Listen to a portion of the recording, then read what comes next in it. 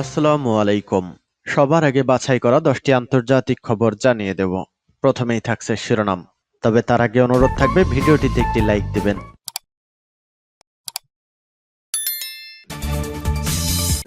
জানিয়ে দেব সর্বশেষ আপডেট আন্তর্জাতিক সংবাদ। শুরুতেই শিরোনাম। ইউক্রেনের SU-25 যুদ্ধবিমান ভূপাতিত, 820 সেনা নিহত।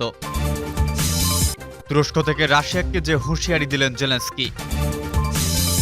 অবশেষে ইউক্রেনকে গুচ্ছ বোমা সরবরাহের সিদ্ধান্ত চূড়ান্ত করল আমেরিকা। বাইডেন বললেন কঠিন সিদ্ধান্তটি নিতে হয়েছে। এদিকে লেবাননে মসজিদে গুলি, হতাহত 6। অনির্ধারিত পর্বতচূড়া ইন্দো চীন সীমান্তে 3 বছর ধরে অস্থিরতা। সর্বশেষ জানিয়ে দেব সুইডেনে কুরআন পোড়ানোর জের পাকিস্তানে বসবাসকারী খ্রিস্টানদের প্রাণ নাশের হুমকি। এতক্ষণ শুনছিলেন সংবাদ শিরোনাম, এবারে বিস্তারিত। আজকের সংবাদ সম্পর্কে আপনার মূল্যবান মতামত কমেন্ট করে জানিয়ে দিন কোন স্থান থেকে আমাদের সংবাদ শুনছেন এবং দেখছেন। ইউক্রেনের SU-25 যুদ্ধবিমান ভূপাতিত, 820 সেনা নিহত। রাশিয়ার বিমান প্রতিরক্ষা বাহিনী জাপোরিঝিয়া অঞ্চলে ইউক্রেনের একটি Su-25 গ্রাউন্ড অ্যাটাক প্লেনকে গুলি করে ভূপাতিত করেছে এবং ইউক্রেনের বিশেষ সামরিক অভিযানের সময় গত দিনে হিমার্স এবং উরাগন মাল্টিপল রকেট সিস্টেমের 21টি রকেট আটকে দিয়েছে। রাশিয়ার প্রতিরক্ষা মন্ত্রণালয়ের মুখপাত্র লেফটেন্যান্ট জেনারেল ইগোর কোনাশেকনভ শুক্রবার এ তথ্য জানিয়েছেন। রাশিয়ান বাহিনী গতদিনে কুপিয়ান্স্কের দিকে 25 জনেরও বেশি ইউক্রেনীয় কর্মী, 3টি মোটরগাড়ি, গ্যাটসিন্স এস এবং আকাতাসিয়া মোটরসাইকেল আর্টিলারি সিস্টেম, একটি D-20 হাউটজার ও একটি মার্কিন তৈরি M777 আর্টিলারি সিস্টেম, ক্রাসলিলিমান এলাকায় ইউক্রেনের 95 জন সেনা, একটি ট্যাঙ্ক, 4টি সাঁজোয়া যুদ্ধযান, 4টি পিকআপ ট্রাক, একটি গভজডিকা মোটর চালিত আর্টিলারি সিস্টেম ও একটি D-30 হাউটজার। ডোনেসস্কের 420 জনেরও বেশি ইউক্রেনের সেনা, 3টি ট্যাঙ্ক, 7টি পদাতিক যুদ্ধের যান, 4টি পিকআপ ট্রাক, একটি D-20 হাউটজার ও একটি পুলিশ নির্মিত স্ক্র্যাপ স্বচালিত আর্টিলারি সিস্টেম এবং দক্ষিণ ডোনেস্কের জাপোরিঝিয়া এলাকায় 200 জনেরও বেশি ইউক্রেনীয় সেনা, 2টি পদাতিক যুদ্ধের যান, 2টি সাঁজোয়া যুদ্ধের যান, 3টি মোটর যান, 2টি গভজডিকা মোটর চালিত আর্টিলারি সিস্টেম, একটি অ্যামোস্টাবি হাউটজার ও একটি মার্কিন তৈরি AS-90 অটোমেটিক আর্টিলারি বন্দুক ধ্বংস করেছে বলে মুখপাত্র জানিয়েছেন। রাশিয়ান বাহিনী গতদিনে জাপোরিঝিয়া এলাকায় ইউক্রেনের আর্টিলারি গোলাবারুদ ডিপো, খেরসন এলাকায় 80 জন ইউক্রেনীয় সেনা, 11টি মোটর গাড়ি এবং 2টি আকাতাসিয়া মোটরসাইকেল মোটর চালিত আর্টিলারি সিস্টেম ধ্বংস, বিভিন্ন এলাকায় ইউক্রেনের 97টি ইউক্রেনীয় আর্টিলারি ইউনিটকে ফায়ারিং পজিশনে আঘাত করেছে বলে মুখপাত্র বলেছেন। সব মিলিয়ে ইউক্রেন বিশেষ সামরিক অভিযান শুরু হওয়ার পর থেকে রাশিয়ার সশস্ত্র বাহিনী 452টি ইউক্রেনীয় যুদ্ধ বিমান, 241টি যুদ্ধ বিমান, 4,921টি মনুষ্যবিহীন আকাশযান, 426টি surface to air missile system, 10,566টি ট্যাঙ্ক এবং অন্যান্য সাঁজোয়া যুদ্ধযান, 1,135টি মাল্টিপল রকেট লঞ্চার, 5,370টি ফিল্ড আর্টিলারি গান ও মর্টার এবং 11,493টি বিশেষ সামরিক মোটরযান ধ্বংস করেছে বলে কোনাশেকনভ রিপোর্ট করেছেন। তুরস্ক থেকে রাশিয়াকে যে হুঁশিয়ারি দিলেন জেলেনস্কি। তুরস্কের প্রেসিডেন্ট রিসেপ তাইয়েপ এরদোয়ানের সঙ্গে শস্য চুক্তি নবায়ন সংক্রান্ত আলোচনা করতে বর্তমানে তুরস্কে অবস্থান করছেন ইউক্রেনের প্রেসিডেন্ট ভলোদিমির জেলেনস্কি। আর সেখানে এক যৌথ সংবাদ সম্মেলনে অংশ নিয়ে রাশিয়াকে হুঁশিয়ারি দিলেন জেলেনস্কি। তিনি বলেছেন, আমরা ক্রিমিয়ার পরিস্থিতি নিয়ে কথা বলেছি। এটি রাশিয়া এখনও বেআইনিভাবে নিয়ন্ত্রণ করছে। আমি বিশ্বাস করি যে কোনোভাবেই আমরা ক্রিমিয়ার ওপর আমাদের নিয়ন্ত্রণ ফিরে পাব। শনিবার সকালে ইস্তানবুলে এরদোয়ানের সঙ্গে ওই যৌথ সংবাদ সম্মেলন অনুষ্ঠিত হয়। সম্মেলনে ইউক্রেনের সার্বভৌমত্ব এবং আঞ্চলিক অখণ্ডতাকে সমর্থন করার জন্য তুরস্ককে ধন্যবাদ জানান জেলেনস্কি। তিনি বলেন, আমাদের আঞ্চলিক অখণ্ডতা এবং সার্বভৌমত্বকে সমর্থন করার জন্য আমি তুরস্কের কাছে কৃতজ্ঞ।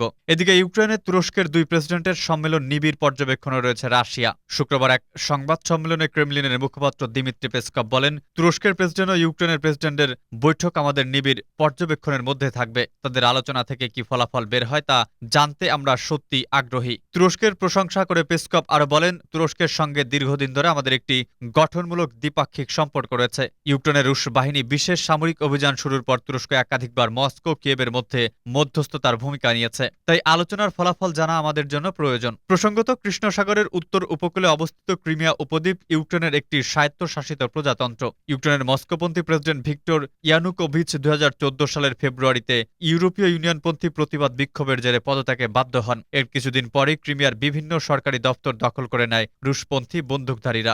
একই বছর স্বাধীনতা আন্দোলনের ঘোষণা দেয় ইউক্রেনের পূর্বাঞ্চলের রাশিয়াপন্থী মিলিশিয়ারা। এর ফলে সেখানে শুরু হয় যুদ্ধ, কিন্তু পশ্চিম দিক থেকে রাশিয়া জড়িয়ে পড়ায় পরিস্থিতি আরও জটিল হয়। ৫ বছর ধরে চলা যুদ্ধে নিহত হয় প্রায় ১৪,০০০ মানুষ। প্রায় ১০ লাখ মানুষ বাড়িঘর ছাড়ে ক্রিমিয়া দখল করে নেয় রাশিয়া।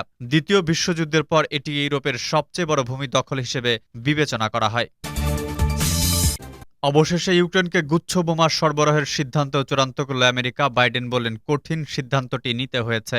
গুচ্ছ বোমা ব্যবহারের ওপর আন্তর্জাতিক নিষেধাজ্ঞা থাকা সত্ত্বেও শেষ পর্যন্ত ইউক্রেনকে এই বিতর্কিত গণবিধ্বংসী অস্ত্র সরবরাহ করার বেপরোয়া সিদ্ধান্ত ঘোষণা করেছে আমেরিকা। ইউক্রেন সরকার দীর্ঘদিন ধরে মার্কিন প্রেসিডেন্ট জো বাইডেন প্রশাসনের কাছে গুচ্ছ বোমা সরবরাহ করার আবেদন জানিয়ে আসছে। হোয়াইট হাউস শুক্রবার জানিয়েছে, মার্কিন যুক্তরাষ্ট্র ইউক্রেনকে রাশিয়ার বিরুদ্ধে পাল্টা হামলা চালাতে সক্ষম করে তুলতে ক্লাস্টার বা গুচ্ছ বোমার প্যাকেজ সরবরাহ করবে।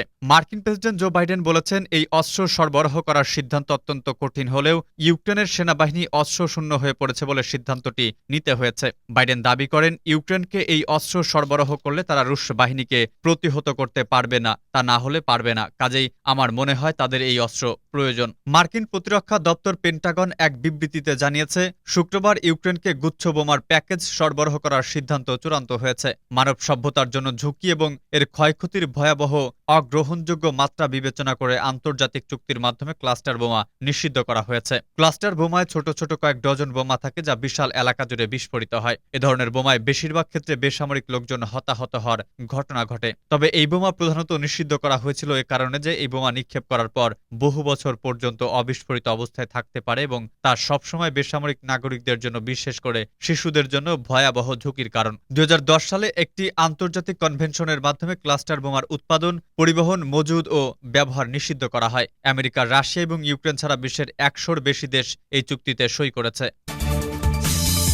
লেবাননের মসজিদে গুলি, হতাহত ৬। লেবাননের একটি মসজিদের ভেতরে বন্দুকধারীর গুলিতে কমপক্ষে একজন নিহত এবং ৫ জন আহত হয়েছে বলে দেশটির একজন নিরাপত্তা কর্মকর্তা জানিয়েছেন। স্থানীয় সময় শুক্রবার বিকেলে দেশটির বেকা উপত্যকায় পূর্বাঞ্চলীয় বার ইলিয়াস শহরে এ ঘটনা ঘটে।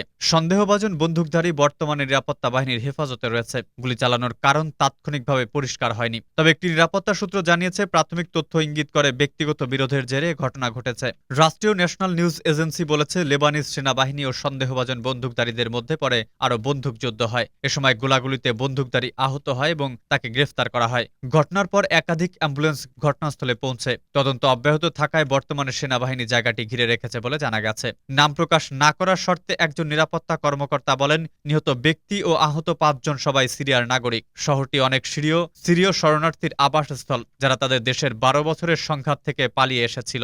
লেবাননে ১ মিলিয়নেরও বেশি সিরীয় উদ্বাস্তু রয়েছে এবং ২০১৯ সালের অক্টোবরে লেবাননের অর্থনৈতিক মন্দা শুরু হওয়ার পর থেকে সিরিয়া বিরোধী মনোভাব বৃদ্ধি পাচ্ছে। এই পতনের মূলে রয়েছে কয়েক দশক ধরে দেশটির শাসক শ্রেণীর দুর্নীতি ও অব্যবস্থাপনা। দেশের ৬ মিলিয়ন মানুষের ৩/৪ দারিদ্র্যের মধ্যে বাস করে। ইউনিসেফের মতে, লেবাননের শিশু ও কিশোররা প্রায় তাদের বাড়িতে এবং আশপাশের বন্দুক সহিংসতার শিকার হয়। ২০২১ সালের প্রথম ৫ মাসে ১২ বছরের কম বয়সী ৫ শিশু সশস্ত্র সংঘর্ষ, ব্যক্তিগত বিরোধ বা উদযাপনের জন্য ছোড়া বন্দুকের গুলিতে নিহত বা আহত হয়েছে।